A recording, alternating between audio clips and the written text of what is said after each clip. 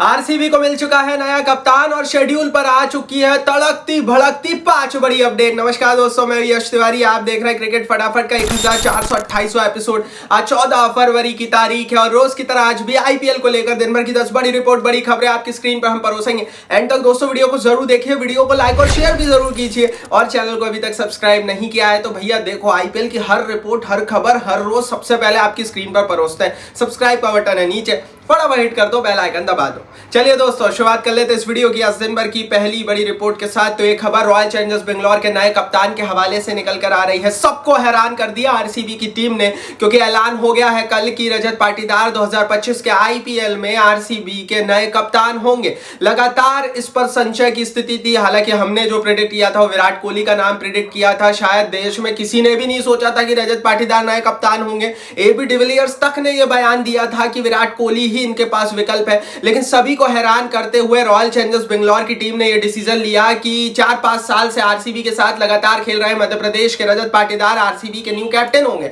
अब भैया देखो, कप्तानी में इतना कोई इनका हाथ मजबूत है नहीं अभी तक। अगर मैं आईपीएल की बात करूं तो कप्तानी इन्होंने की है नहीं, और अगर मैं लोकल डोमेस्टिक टी20 क्रिकेट जैसे शहद मुश्ताक अली ट्रॉफी की बात करूं तो 16 मैचों में कप्तानी का अनुभव है।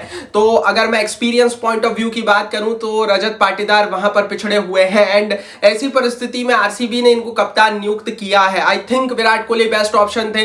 क्यों कप्तान विराट कोहली नहीं बने, इस पर आगे इस वीडियो में बात करेंगे। लेकिन पाटीदार कितना अच्छा विकल्प होंगे आरसीबी के लिए, और क्या पाटीदार के अलावा कोई दूसरा विकल्प आपको लगता था जो आरसीबी को बनाना चाहिए कैप्टन के रूप में? अपनी राय नीचे कमेंट बॉक्स में लिख दो। आगे बढ़ते हैं दोस्तों, दूसरी बड़ी रिपोर्ट की से बात करते हैं। तो आखिर क्यों विराट कोहली कप्तान नहीं बने, सभी लोग ये सवाल पूछ रहे हैं और इसको लेकर कई सारी बातें ऑलरेडी मीडिया में आ चुकी है। लेकिन 2-3 चीजें क्लियर करना चाहता हूं। पहली चीज ये, विराट ने खुद मना किया। विराट कोहली नहीं चाहते थे कि वो कप्तान बने, क्योंकि रॉयल चैलेंजर्स बेंगलोर का मैनेजमेंट सबसे पहले विराट के पास ही पहुंचा था कैप्टेंसी के लिए। लेकिन विराट ने क्लियर कह दिया कि मैं अपना डिसीजन 2-3 साल पहले ही बना चुका हूं कि अब मैं कप्तानी नहीं करूंगा। मैं 2-3 साल पहले भी कप्तानी क्यों छोड़ता अगर मेरे को फिर से कप्तानी करनी पड़ती, क्योंकि उस समय भी विराट कोहली एक बेस्ट ही ऑप्शन थे आरसीबी के लिए। लेकिन प्लेसेस को बनाया गया जो भी एक अच्छा विकल्प थे। तो जाहिर है कि आरसीबी की टीम के लिए मुश्किल था विराट को ऑनबोर्ड वापस लाना एज ए कैप्टन, क्योंकि विराट कोहली ने खुद मना कर दिया। अब इसका रीजन क्या है? इसका रीजन ये है दोस्तों कि विराट कोहली वो एक्स्ट्रा प्रेशर अभी नहीं लेना चाहते जो शायद उनके पास पहले था टीम इंडिया और आरसीबी की कप्तानी का, और वो सिर्फ अपना आप खेल एंजॉय करना चाहते हैं। ये सारी चीजें उनके माध्यम से ऑलरेडी जो है हमने कम्युनिकेट होते हुए देखी है। दूसरी चीज उन्होंने कहा, आई सीन रजत इवॉल्व, मैंने रजत पाटीदार को इवॉल्व होते हुए देखा है। मतलब जाहिर है कि विराट कोहली ने ही वो नाम सुझाया था रजत पाटीदार का एज ए कैप्टन के रूप में। तो 2 बड़ी चीजें हैं, दैट्स व्हाई वो कप्तान नहीं बने। आगे बढ़ते हैं, तीसरी बड़ी रिपोर्ट की बात करते हैं। आरसीबी के डायरेक्टर ऑफ क्रिकेट है मोबो बैट, और उनका भी बड़ा बयान आ गया। उन्होंने कहा Virat Kohli doesn't need captaincy title to lead.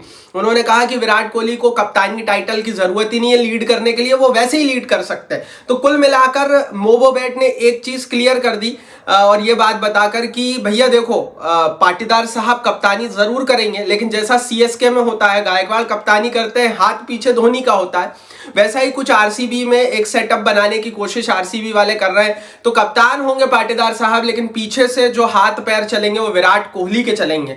और जाहिर है कि अपने मेन कैप्टन को वो बड़े प्रेशर से बचाने के लिए टीमें बहुत दिनों से क्रिकेट में ऐसा करती हुई आ रही है, कोई नया प्रयोग नहीं है। क्योंकि होता यह है कि जब आप हारने लगते हो ना तो प्रेशर कंडीशन और बिल्ड होती है, और अगर आरसीबी मान लो कि एग्जांपल के लिए हारना शुरू हो गई तो वो पूरा प्रेशर फैंस का विराट कोहली के ऊपर आएगा, और विराट और आरसीबी मैनेजमेंट शायद ये चाहता नहीं होगा। तो ऐसे ही कुछ भैया जैसा हमने सीएसके में देखा है गायकवाड़ प्लस धोनी, वैसे ही मोबो बैट के हिसाब से तो यही होगा कि पाटीदार प्लस विराट कोहली।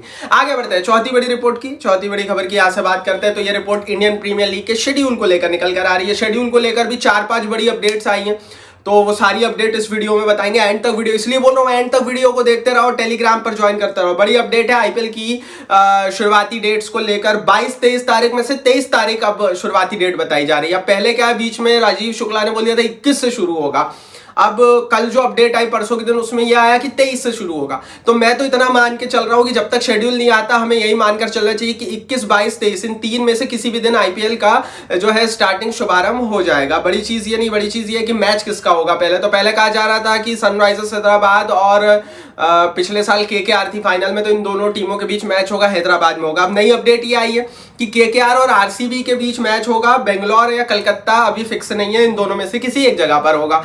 अब केकेआर वर्सेस आरसीबी पहला मैच क्यों बोला जा रहा है ये भी समझ लेते हैं। दरअसल दोस्तों रॉयल चैलेंजर्स बेंगलोर और केकेआर ये आईपीएल की टॉप 3 टॉप 4 टीमें ऐसी है जिनके पास सबसे ज्यादा फैन फॉलोइंग है, मतलब इनको सबसे ज्यादा लोग देखना चाहते हैं इन टीमों को। केकेआर के पास एक लेगेसी है और आरसीबी के पास विराट कोहली। ऐसी स्थिति में अगर ये दोनों टीमों के बीच पहला मैच होता है तो पहले मैच से ही टीआरपी व्यूअरशिप बहुत ज्यादा हाई रहेगी और आईपीएल का एक अच्छा हाइप क्रिएट होगा। दैट्स व्हाई हो सकता है इन दोनों के बीच पहला मैच रखा हो। अभी तक फाइनल शेड्यूल नहीं आया, कुछ बोल नहीं सकते, लेकिन जो अपडेट आई है काफी बड़ी अपडेट थी। क्रिकबस पे भी अपडेट आई, तो हम बोल सकते हैं कि लगभग ये तय है कि 23 तारीख को केकेआर और आरसीबी शायद कलकत्ता या बेंगलोर में एक दूसरे के आमने सामने होगी। लाइक बनता है इस बड़े मैच के लिए, और इस पहले मैच के लिए लाइक का बटन नीचे हिट नहीं किया तो कर दो। टेलीग्राम पर ज्वाइन नहीं किया है तो हर अपडेट शेड्यूल भी सबसे पहले आएगा, टेलीग्राम पर डलेगा, नीचे लिंक है डिस्क्रिप्शन बॉक्स में, फटाफट चले जाओ, टेलीग्राम परिवार का हिस्सा बन जाओ। आगे बढ़ते हैं, बात कर लेते हैं दोस्तों अब दूसरे मैच की। दूसरा मैच किस किस के बीच होगा, तो हैदराबाद और राजस्थान रॉयल्स की टीमें जयपुर के सवाई मानसिंह स्टेडियम में या फिर हैदराबाद, इन दोनों में से किसी एक मैदान में एक दूसरे के आमने सामने होगी। पहला मैच हैदराबाद और राजस्थान रॉयल्स के बीच होने वाला है। संडे के दिन डबल हेडर रखे जाएंगे, ये भी क्लियर हुआ है। तो दूसरे मैच को लेकर भी बड़ी अपडेट थी, क्योंकि ये लगातार यही बातें थी कि भैया हैदराबाद ने पिछले साल का फाइनल मैच खेला है, तो नियम तो ये बनता है कि नेक्स्ट ईयर मतलब इस साल का पहला मैच हैदराबाद को देना चाहिए आपको, लेकिन हैदराबाद को दूसरा मैच दिया गया है। साथ ही दोस्तों राजस्थान रॉयल्स को मैच मिला। आगे बढ़ते हैं, छठवीं बड़ी खबर की माफ कीजिए बात करते हैं, तो फाइनल मैच को लेकर भी बड़ी अपडेट है। जो लगातार खबरें आ रही थी 25 मई को ही आईपीएल का फाइनल होगा, अहमदाबाद में नहीं होगा।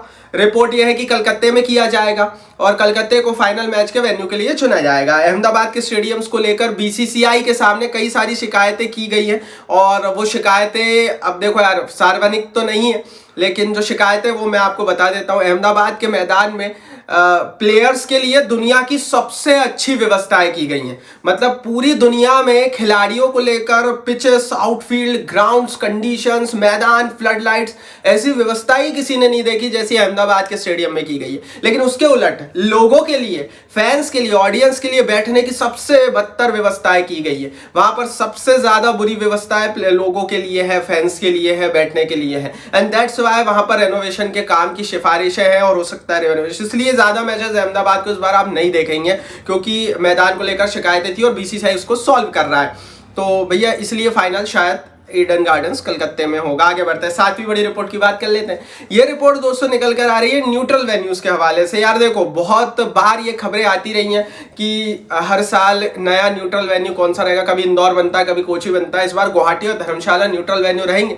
गुवाहाटी पर राजस्थान रॉयल्स की टीम अपने 2 मैचेस खेलने वाली है होम मैदान के रूप में, क्योंकि गुवाहाटी में राजस्थान रॉयल्स को सपोर्ट भी ज्यादा है और गुवाहाटी का बसरापारा स्टेडियम बड़ा भी काफी है। तो टिकटिंग के जरिए होम टीम को जो फायदा होता है वो राजस्थान रॉयल्स की टीम गुवाहाटी से निकालना चाहती है। दूसरी बड़ी चीज, धर्मशाला में 3 मैचेस होंगे, जिसमें पंजाब किंग्स की टीम 1 या 2 अपने होम मैचेस खेलेगी, और हो सकता है दोस्तों कि एक प्लेऑफ का मैच भी धर्मशाला में हो। तो धर्मशाला को लेकर जो पहले अपडेट थी वही है, धर्मशाला में इस बार 2 की जगह 3 मैचेस हो रहे हैं, एक्स्ट्रा मैचेस धर्मशाला में हो रहे हैं because of the scenic beauty. And हमें पता है कि जो हमारे अनुराग ठाकुर के ब्रदर हैं जो बीसीसीआई में काफी बड़े पद पे हैं, वो भी धर्मशाला से आते हैं, तो जाहिर है कितने खूबसूरत स्टेडियम को दुनिया के मंच पे आईपीएल एक अच्छा मौका दिखाने का। आगे बढ़ते हैं, 8वीं बड़ी रिपोर्ट की बात कर लेते हैं, एलिमिनेटर्स की बात करते हैं। भैया देखो एलिमिनेटर्स मतलब प्लेऑफ्स, एलिमिनेटर्स, तो क्वालिफायर 1 और एलिमिनेटर हैदराबाद के Rajiv Gandhi international cricket stadium में होगा। क्वालिफायर 2 पिक कंफर्म नहीं है, लेकिन धर्मशाला में हो सकता है। तो धर्मशाला हो सकता है कि शायद पहली बार प्लेऑफ के मैच को केटर करे और धर्मशाला में क्वालिफायर 2 हो। बाकी क्वालिफायर 1 और एलिमिनेटर का पक्का ही हैदराबाद के Rajiv Gandhi international cricket stadium में होने वाला है। तो प्लेऑफ की भी 25 तारीख से पहले जो प्लेऑफ होंगे वो भी तय है। 9वीं बड़ी रिपोर्ट की बात करते हैं, चेन्नई और राजस्थान रॉयल्स की टीमें बसरापारा स्टेडियम में एक दूसरे के आमने सामने होगी। गुवाहाटी में जो मैचेस 2 होने वाले उसमें एक मैच फिक्स है। राजस्थान रॉयल्स की टीम ने शेड्यूल में पहले ही बीसीसीआई को बता दिया है कि हमें चेन्नई एक बड़ी टीम के साथ एक मैच गुवाहाटी में रखना है। अब वो क्यों रखना है वो तो वही जाने, लेकिन हमें पता है कि अगर चेन्नई की टीम मतलब महेंद्र सिंह धोनी की टीम अगर गुवाहाटी के बसरापाला स्टेडियम में जाएगी तो वो जो बहुत बड़ा स्टेडियम है 40-50 हजार की कैपेसिटी का, वो पूरा जैम पैक रहेगा। ऐसी स्थिति में टिकटिंग के जरिए काफी कमाई राजस्थान रॉयल्स के मालिक कर सकते हैं। दैट्स व्हाई ये किया गया है। आगे बढ़ते हैं, अब 10वीं बड़ी रिपोर्ट की बात करते हैं तो ये कप्तानी को लेकर आ रही है। मैंने आपको बताया किस तरह से आरसीबी की टीम ने भी फाइनली रजत पाटीदार को कप्तान बना दिया।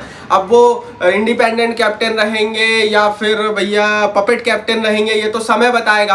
आरसीबी का डिसीजन है तो देखने वाली बात होगी। लेकिन दिल्ली और केकेआर अभी तक दो टीमें ऐसी बची हुई है जो अपने कप्तान का ऐलान नहीं कर पाई है। इस हफ्ते उम्मीद थी कि केकेआर की टीम अपने नए कप्तान का ऐलान कर देगी, लेकिन अभी तक गाड़ी फंसी हुई है। अब क्यों फंसी हुई है ये भी समझ लेते हैं। दरअसल दोस्तों दिक्कत यह है कि जो कलकत्ते की टीम है, कलकत्ते की टीम के पास ऑप्शन है वेंकटेश अय्यर और अजिंक्य रहाणे में।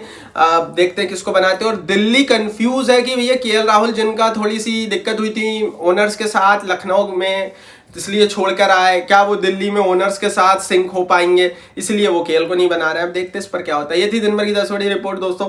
अब कमेंट बॉक्स में आप बताओ, शेड्यूल और कप्तानी को लेकर बड़ी बड़ी खबरें आई है तो कमेंट में अपनी राय जरूर लिखो। इस वीडियो को लाइक और शेयर करो, और चैनल को सब्सक्राइब नहीं किया अभी तक तो भाई सब्सक्राइब का बटन नीचे हिट कर दो, बेल आइकन दबा दो।